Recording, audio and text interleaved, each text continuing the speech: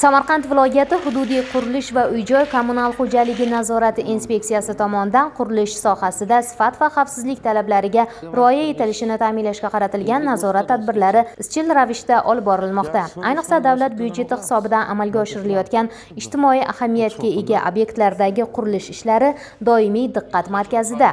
Navbatdagi nazorat tadbirlari davomida Samarqand viloyati bolalar ko'p tarmoqli tibbiyot markazi hududida barpo etilayotgan 80 o'rinli qo'shimcha bino qurilishi ko'zdan kechirildi. O'rganishlar jarayonida qurilish ishlarida bir qator jiddiy kamchiliklar aniqlandi.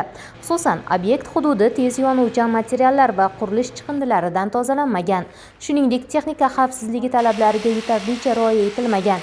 Ishchilar maxsus kiyim va himoya vositalari bilan ta'minlanmagan. Bundan tashqari, yuqori qavatlarda xavfsizlik to'siqlari o'rnatilmagani qayd etildi. Bu esa ishchilar hayoti va sog'ligi uchun jiddiy xavf tug'dirishi, baxtsiz hodisalarga sabab bo'lishi mumkin. Ayrim joylarda beton quyish ishlari loyiha talablari asosida bajarilmaganligi aniqlandi. Bu esa o'z navbatida binoning mustahkamligi va uzoq muddatli ekspluatatsiyasiga salbiy ta'sir ko'rsatishi mumkin.